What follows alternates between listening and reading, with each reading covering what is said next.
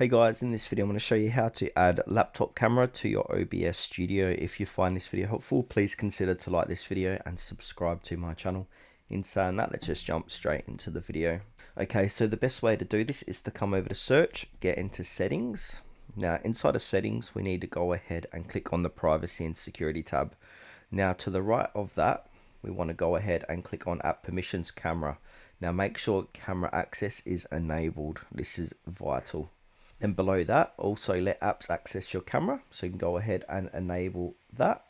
And then we can go ahead and also let desktop apps access your camera. So OBS is going to be a part of this, so make sure that is enabled as well. Now, once you've done that, go ahead and close and open up OBS Studio. Then from there, we need to go ahead and make sure we've got a scene enabled. As you can see, I'm recording this. So go ahead and click on the plus icon, give that scene a name. Then from here, click on the plus icon and click onto video captured device. So this is your webcam or camera. Click onto that, create new device, click on OK. And then we want to go ahead and choose your video camera. And then from there, click on OK. Once you've done that, that's going to appear inside of here. So yeah, from here, go ahead and click on OK.